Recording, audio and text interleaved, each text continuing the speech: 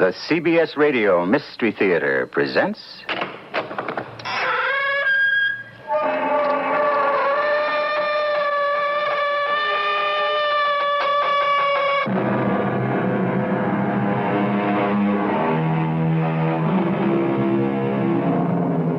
Come in. Welcome. I'm E.G. Marshall. He who has 1,000 friends has not a friend to spare, and he who has one enemy will meet him everywhere. One enemy, a single enemy, can be enough and more than enough. One dedicated, determined enemy can breach any protective wall, even if that wall is 1,000 friends thick. And he need not be a great, strong, or powerful enemy either. Mosquitoes kill more people than tigers.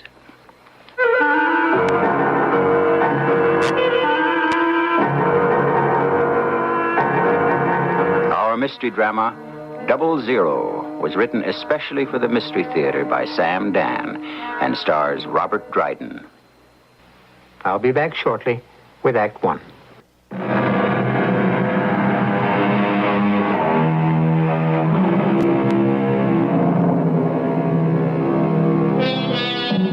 What it is all about is love and money. Some say you should also add war and hate, but hate is the other side of love. And the basic cause of war is money, plus the absence of love. So, no matter where you turn, there's no getting away from it. Every story you ever heard or read was about love or money, and this one is no exception. We shall deal with liberal amounts of each. Where to begin? Suppose we start with Stanley Skinner, a gentleman who is trying very hard to be a good citizen. I call the special police telephone number. Yes, Mr. Skinner? You know, the one that's on the television. Yes? If anyone has any information about that murder, And do you have such information, Mr. Skinner? Well, it said the police are baffled because it didn't seem to be a robbery. And the victim had $100 in his wallet. Now, that's true, isn't it, Lieutenant? Yes. And it was reported that the $100 was in the form of 5 $20 bills. That's true? Yes, all that was put on the air. And furthermore, on each $20 bill, there was a 00 written in red ink. Now, that's how the bills were described. Now, Mr. Skinner, what are you driving at? Those were my $20 bills. Yours? I say mine. Mine in the sense that at one time they were in my possession. You see, I always make a 00 in red ink on every bill that's more than $1. Mr. Skinner, will you tell me... I'll tell you why. How many times you make a small purchase, say 35, 40, 50 cents, and give the cashier or the clerk a 20 and get back change for a 1? Oh, it probably doesn't happen too often to you. You're rather tall and strong and effective looking. But people like to take advantage of me for some reason. So when they say it wasn't a 20, I say, look in the drawer, you'll see a 00 written in red ink. When did you spend those bills? Well, my rent is $100 a month. Who'd you give the money to? Well, now, you may think it's reasonable for these times. Who? But, well, yesterday was the first day of the month. My landlord. Who is your landlord? Oh, dear, I will have to tell you his name, won't I? Yes. Fenstermacher. Mr. Herman J. Fenstermacher. And what time yesterday did you give him the money? Well, I'd been to a cocktail party, and it was a frightful bore, and I left at about 6. And I passed Mr. Fenstermacher's office on the way home. Now, Mr. Skinner, what you're saying is that about 6 o'clock last evening, you gave Mr. Fenstermacher the 5 $20 bills that were found on the body of the murder victim? Yes, I suppose that's what I am saying. And I feel so terrified, I think I shall faint.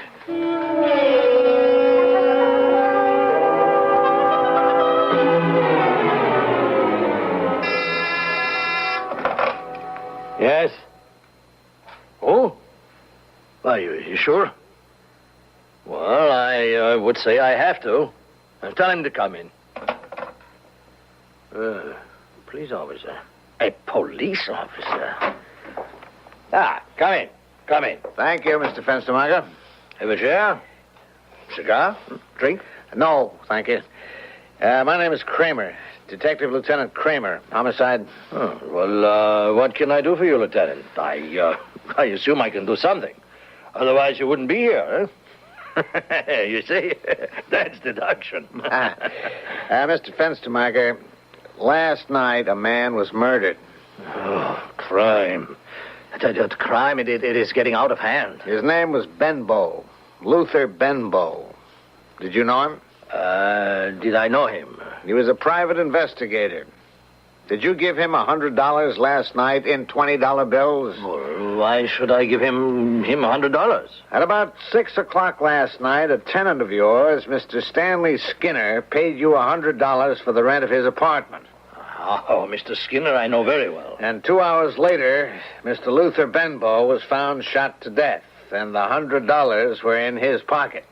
5 $20 bills, each marked with a 00 in red ink, identified by Mr. Skinner as the money he gave to you. Now, let's begin all over again. Did you know Mr. Luther Benbow? Yes. Why did you give him $100? Well, is that important? Yes. But it's something very personal. This is a murder case. I needed the services of a private detective. And that was his fee? Yes. What for? Well, I wanted him to Yes? My wife is having an affair, and I hired Benbow to find out who the man is. Did he? No. How long had he been working on it? A month. And he had no idea who the man could be? No. Let me ask you something. Who the man is could be important to me. Why is it important to you? Because if the man had something to lose, it might be a motive for him to murder Benbow, to silence him. Now, we could say the same thing about your wife. My wife? Are you sure she was having an affair? Yes. In 1 month, Benbow was unable to produce any definite results. How do you know he wasn't leading you on? He said he traced her to an apartment building at 911 Cherokee Circle. Cherokee Circle? That's where his body was found. Yes, my wife would go there 2-3 times a week. That's what Benbow told me. He would follow her there. And on those nights, where does your wife tell you she's been? Where? The opera, a show, a movie. You see, I have to work late most nights. I see. Well, what do you think you see? It's no picnic being a landlord these days. You're trying to tell me I neglect her? I give her all the money she wants. So all Benbow could tell you is that she frequently visits 911 Cherokee Circle. Now, he didn't find out who she sees there. No. What are you trying to do? You going to talk to her? Yes. Well, does this mean that she'll find out I had a detective shadowing her? I'm afraid it does. But she'll divorce me. Well, isn't that why you hired a private detective to follow her, so you could get the evidence to divorce her? Well, that's different. So why did he have to hire a detective? He could have asked me. I would have told him. Well, then you admit you were having an affair. I mean, what did he expect? The man's name? What did he marry me for? Am I supposed to sit around the house all day and half the night just waiting for His Majesty to decide to come home? Mrs. Fenstermacher. That name, that's a mouthful, too, huh? Why don't you just call me Serinda? What does he say? He's busy. He's swamped with work. I must ask you to tell me the man's name.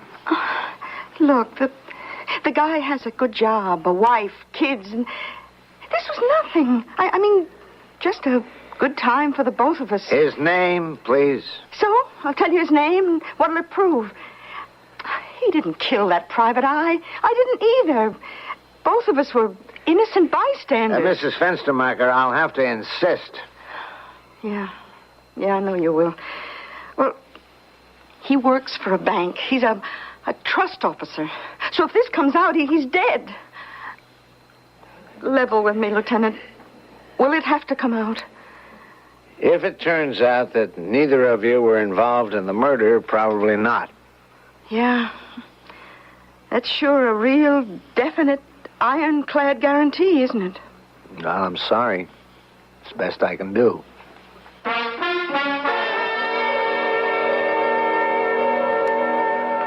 Well, Mr. Fairchild? I don't know what I can tell you. What we know so far is that Mr. Luther Benbow, a private detective, was killed in the line of duty. That is, he was murdered while shadowing Surinder Fenstermacher. Lieutenant, we're both men of the world, I trust. Now, you realize that if my relations with Mrs. Fenstermacher became known, my position here at the bank would become untenable. Yeah, well, I'm afraid that's all beside the point. I am a homicide detective investigating a murder. Did you know you were being watched? Did I know we were being watched? Yes or no is the answer. Well, the answer is no. Did you know Mr. Luther Benbow? Once again, the answer is yes or no. Well, the answer is no. Then what you're saying is, A, you didn't know Mr. Benbow, and B, you were unaware of the fact that you were being shadowed. Yes, that is exactly what I'm saying. Now, is there anything else I have to do now? Not at this time. Will it be kept out of the news media? This time, yes.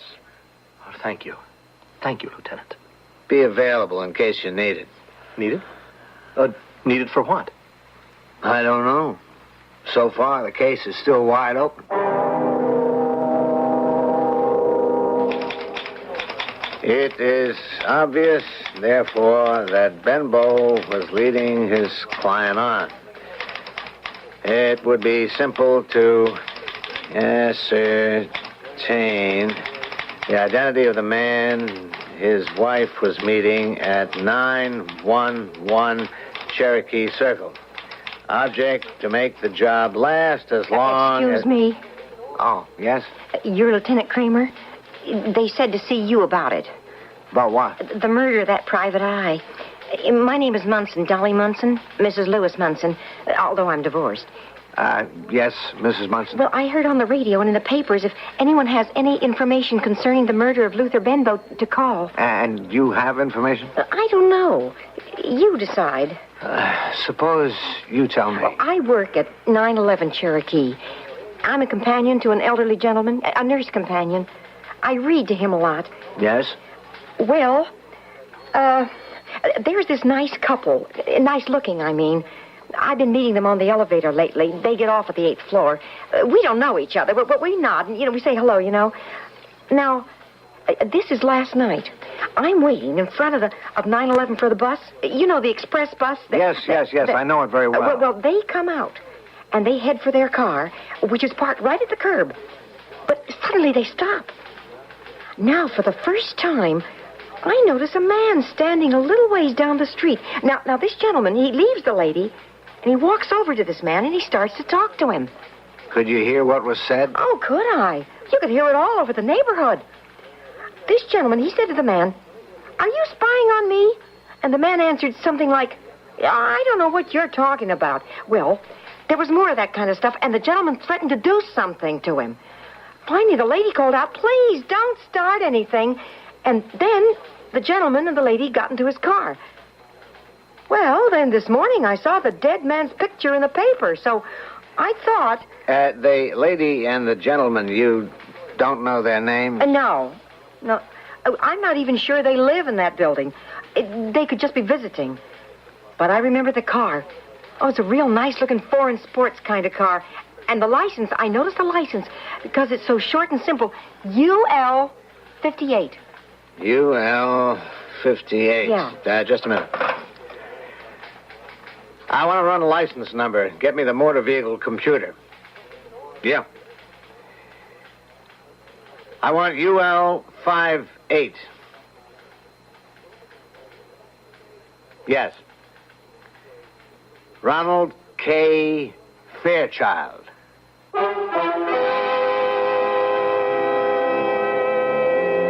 Yes, sir, you can't beat modern science. You'd be surprised how many lie detectors there are in this world. Didn't we hear Mr. Fairchild say he didn't know Mr. Benbow and that he was unaware that he was being shadowed? Well, we shall have to confront him with all this in Act 2.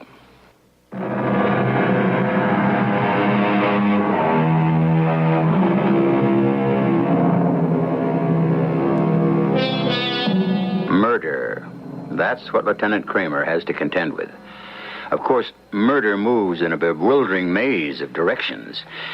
It refuses to confine itself to a neat, concise package.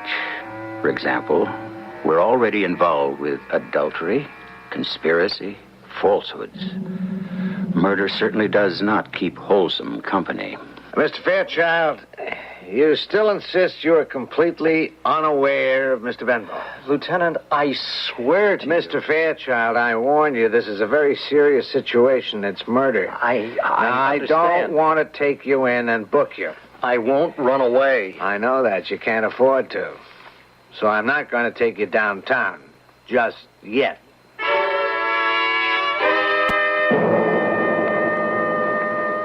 You say you and Mr. Fairchild left the building last night and there was no encounter with anyone? That's right.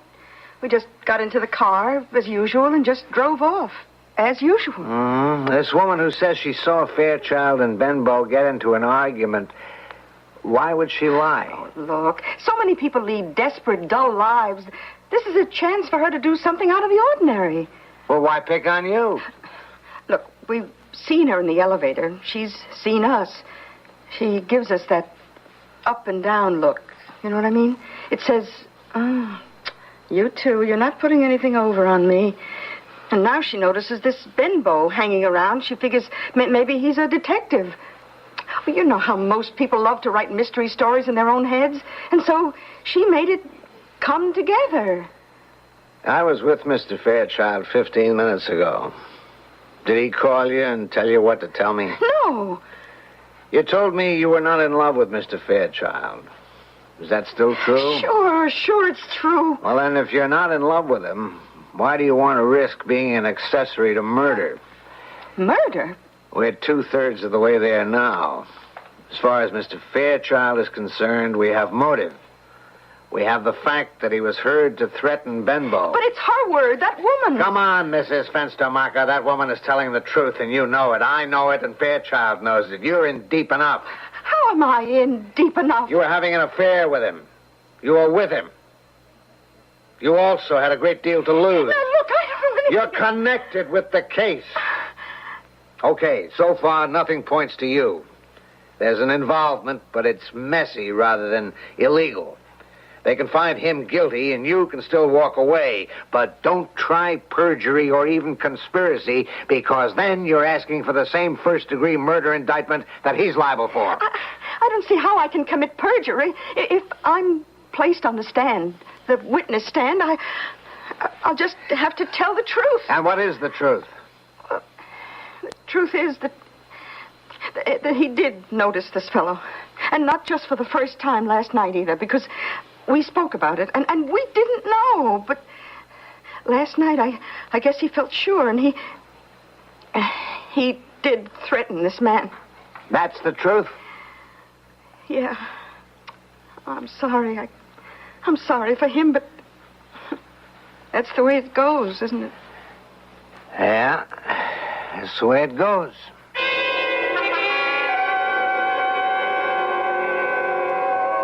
Lottie? Oh, let me turn this down, Jonathan.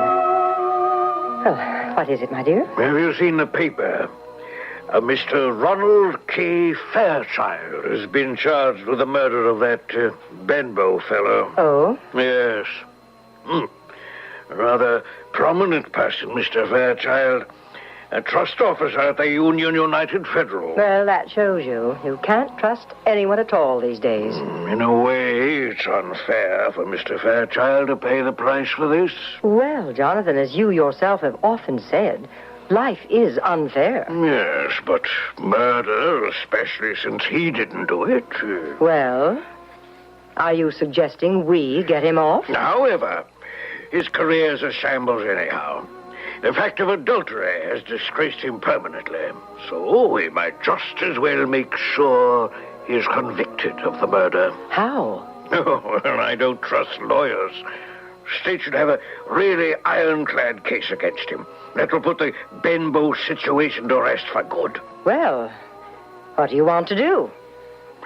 Who was used for this? Julius. Yes, a very competent man. Tell Julius that the gun he used should be found somewhere among Mr. Fairchild's possessions. I won't confess because I didn't do it. Now, you said you didn't know, you weren't aware of Mr. Benbow. That was a lie. You did have a motive. But that doesn't prove that At home, in your den, in the lower left bottom drawer of your desk, we found a .38 caliber Haskins Penrose revolver. A what? The .38 caliber revolver that has been established as the weapon that killed Mr. Benbow. But I don't own a gun. It was found, as I said, in your desk drawer. Oh, sure. Sure, because it was planted there. Mr. Fairchild, if you confess... If I confess... Now, look, I'm a cop, but it's only my job. I'm human, just as you are. You have a hard time proving it. I can understand what you did. What did I do? The affair. She's a great-looking woman, and I can understand it. This Benbow, believe me, Fairchild, he's a small-time hustler. He should have been in jail. He was working Fenstermacher for a good thing. You saw his face, and you knew he had you. He could blackmail you for the rest of your life. Now, that's true, isn't it? I didn't kill him. But you knew he had you. Yes. Okay. I like you, Fairchild. Because there, but for the grace of whoever looks after guys like me, well, you have to pay for Benbow. But I didn't have anything to do. You did. You had the motive, and we have the gun. How do you account for the gun? I didn't kill him. Someone else did. And that someone else planted that gun to make sure that I would be convicted. I would not advise you or your lawyer to try that defense. It's the truth. No. Goodbye, Mr. Fairchild. Goodbye. I'm off it now. I mean, the case. Our job is to gather the evidence, make the arrest, and from here on, it's in the hands of the prosecutor. But I am innocent. Yeah. Okay, good luck.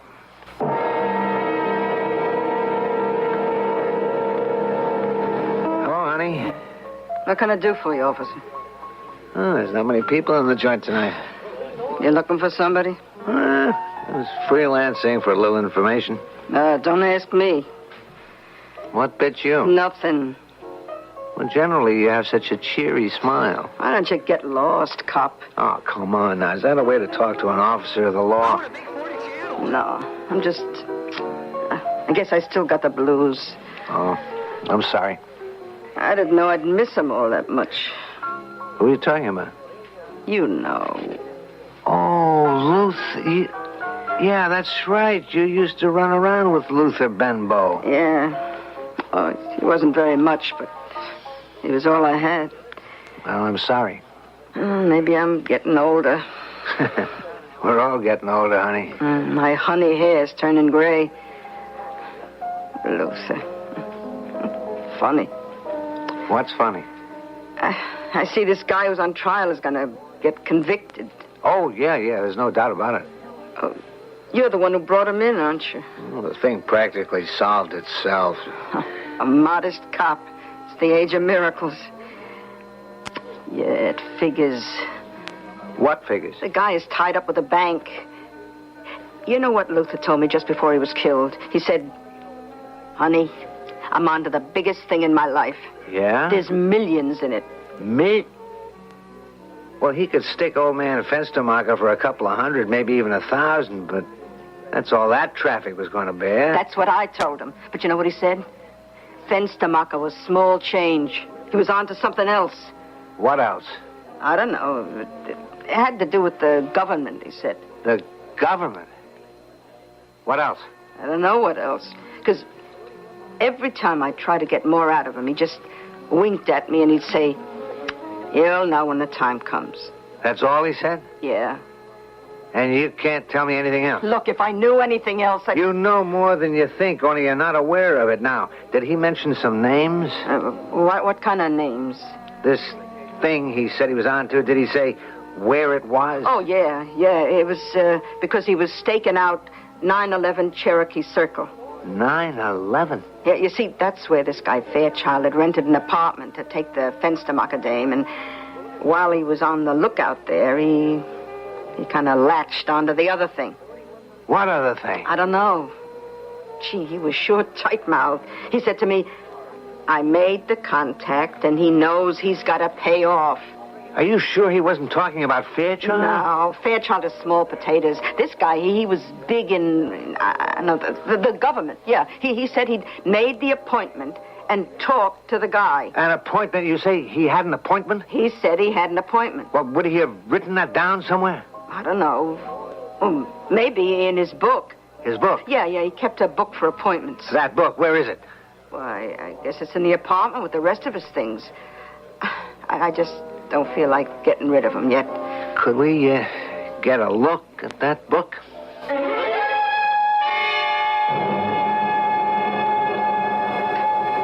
When did he tell you he had this appointment? It was the day before he was killed. That would make it Tuesday, the 31st. All right, here's what it says. Tuesday, the 31st. Appointment with Corliss, 911 Cherokee Circle at 8 p.m. Who's Corliss? I don't know.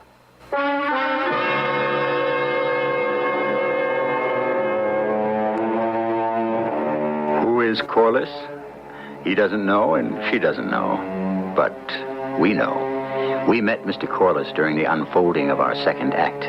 He was the gentleman who wanted to make sure the murder weapon would be discovered conveniently in Mr. Fairchild's desk. Well, you know we'll meet him again in Act 3.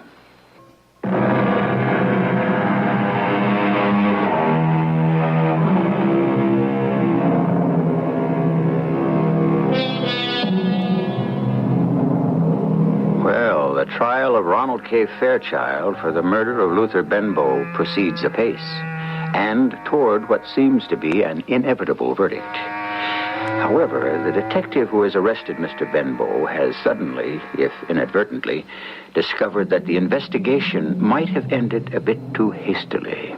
Hello there. Hello. Don't you remember me, Mrs. Munson? Huh? Oh, it's you, the police lieutenant. I thought someone was trying to pick me up. You thought I was somebody fresh? No, someone stupid who want an old dame like me. Oh, come on. You're not so old. Can I give you a lift? Oh, what have you got in mind? Oh, well, this is official business. I was afraid of that. We might as well drive toward your place. Oh, well, what do you want to ask me? You seem to know everybody in the building. I understand Mr. Corliss lives in the building. Jonathan P. Corliss, yeah, maintains an office in an apartment on the 15th floor. 15B. He has a mistress... Mistress? Well, she's been introduced as his secretary, but she lives there, too. Besides, she has the longest, prettiest fingernails I ever saw. So I don't think typing is her major talent. Would you happen to know what business Mr. Corliss is in? Would I know? Well, I've been trying to figure that out. And? Well, I think Mr. Corliss is an expediter. An expediter? Now, what does that mean? Well, it means he expedites things. What kind of things, and for whom? Well, I think he arranges for favors. What kind of favors? Well, if you need a favor, the way I understand it, Mr. Corliss will find out who'll be willing to do it for you. For a price, of course. I see. Say, Lieutenant, why have you asked me all these questions? Well, I'm not sure just yet. Has it got to do with police business? Of course. Well, let me know if I can be of further help then. Really, I've absolutely nothing else to do.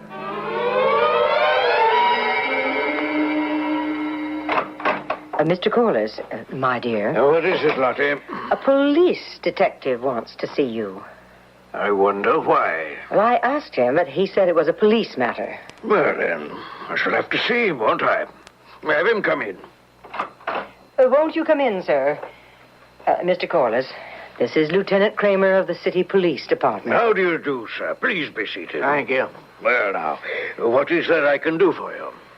Well, some time ago, almost a month now, Mr. Luther Benbow was shot to death. Yes?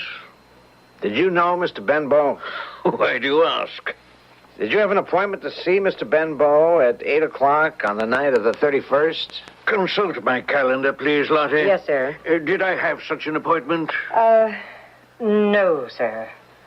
No appointment with Mr. Benbow. Which should not be surprising, since I don't know, or didn't know, as it turns out, Mr. Benbow. Well, then you deny having this appointment.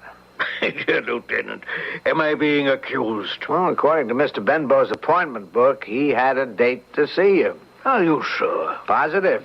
The notation reads, Corliss, 911 Cherokee Circle, at 8 p.m. Well, that's my name and address, but I didn't know the gentleman, and he was never here. Mr. Corliss, I am trying to retrace Mr. Benbow's trail. I understand, Lieutenant. Now, is it possible that he might have been here under a different name? Did you have any other appointment scheduled for 8 p.m.? I don't remember. You'd have no idea why your name should have been in Mr. Benbow's notebook? None at all. I'm sorry I disturbed you. Oh, it's quite all right. I'm sorry I was unable to be of assistance. Goodbye, sir, and Miss, Oh, that's all right. I can let myself out. Is he gone? Yes. Well, now, what do you make of that? Well, I'm sure you know what to make of it, Jonathan.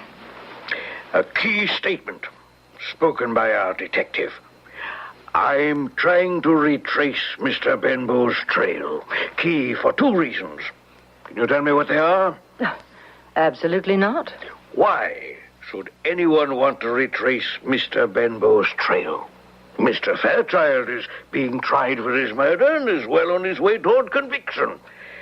Second, the detective didn't say, we are trying to retrace the trail. He said, I am trying.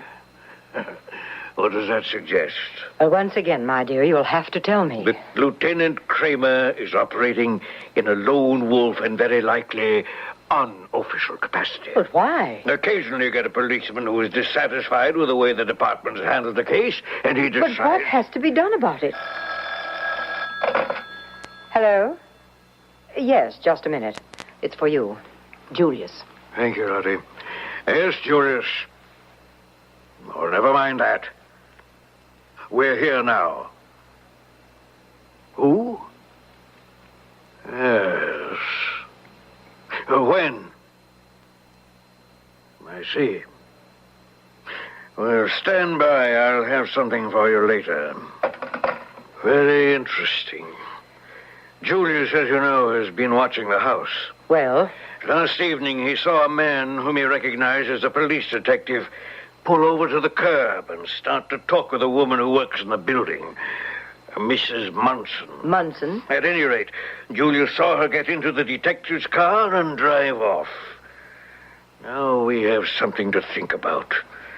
A detective talks to a woman in this building, and the next day he comes here to talk to me about the Benbow murder, which should be, as far as we're concerned, a dead issue. I've got it.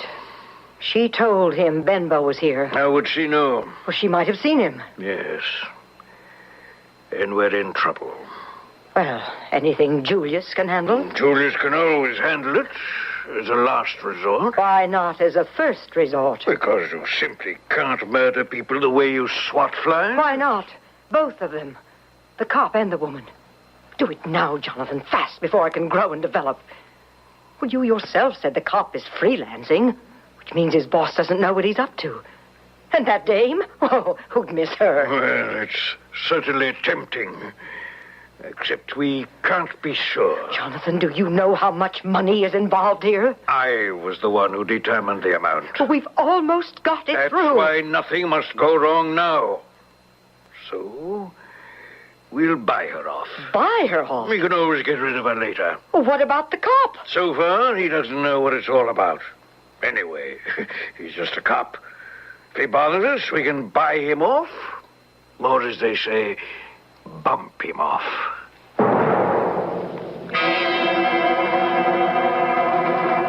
Lieutenant? Yes?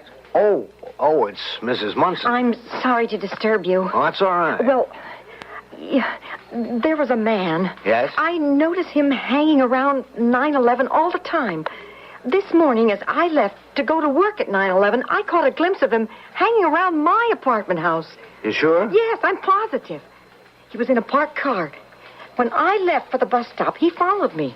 And he parked across the street as I waited for the bus. Then when I got on the bus, he followed the bus. Well, I got rid of him.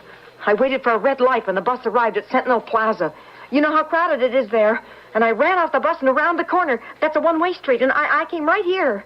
Lieutenant, why am I being followed? Well, it could be your imagination. No, I saw the man distinctly. Can you describe him? Yes. Short, very stout, blonde, a broken nose. Wait a minute. Chuck, Lieutenant Kramer, I want to look at some pictures. Yeah, right now.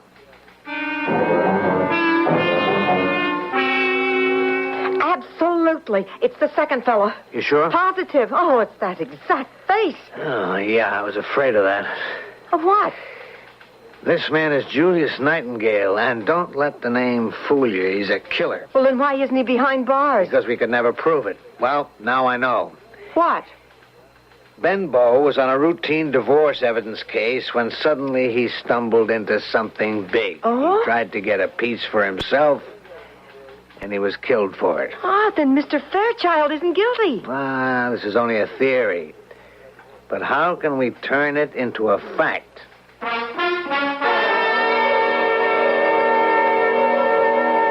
Mrs. Munson, what a pleasant surprise. I understand we're neighbors. Well, during the day, anyhow. I'm so happy you paid us a social call. It's business. Well, then, shall we come to the point? How much is it worth? For what? For me to keep my mouth shut. Why should I pay you anything to keep your mouth shut? I was a very good friend of Luther Benbow's. Oh, what's that to me? He was here the night before he died, and you denied it. I saw him come up. So? He told me everything, what he had on you. Really? Suppose you tell that to me. Corliss, you know what we have to do. Nothing. Don't say another word. That's what she's here for. To fool us into saying something. The police probably have her wired. Every word in this room is being taped. Oh. Yes. Oh. So you see, Mrs. Munson, I'm afraid your little stratagem failed. Yes. Here's the time we better knock her off. Shut up, Julius. Shut up! I'm the one who's gonna burn. I'm the one who knocked off Benbow. You can stand there and say, shut up. Julius, don't. Get your strap. Sure, you got caught. Shut up this dame, huh? All along, she's waiting for you. I should have come up here. I'd have knocked the three of you off. Shut up. I want my dough. She's been set up by the police. She's got to have a hidden microphone and recorder on herself. So shut up. That's right, Julius. Shut up. Jonathan, it's the police. We got men all around the building. Now, listen, Lieutenant. Let us all talk privately. Sure. In jail. There's exactly $4 million involved here. Now, this should be enough for you. Why don't you just tell that to the judge? But there will be international ramifications. Mm-hmm. Tell that to the judge. It may jeopardize the security of our country. I think our country is more secure with you behind bars.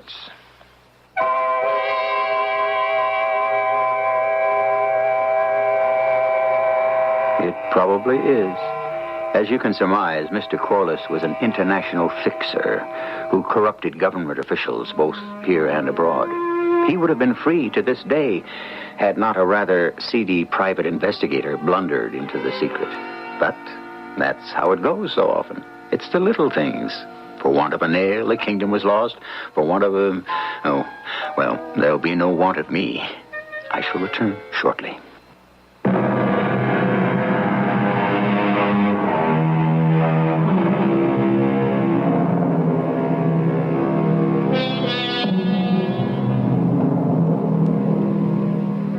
I suppose the real thing we're talking about is serendipity. You know, you start to go somewhere, and you get distracted and wind up somewhere else. Like Columbus. He started out to find a passage to India, and thereby discovered America. Yes, serendipity.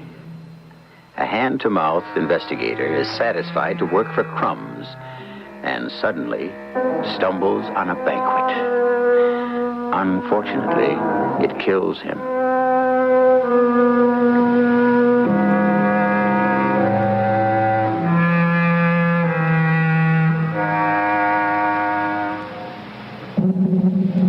Our cast included Robert Dryden, Bill Griffiths, Earl Hammond, Bryna Rayburn, and Joan Shea.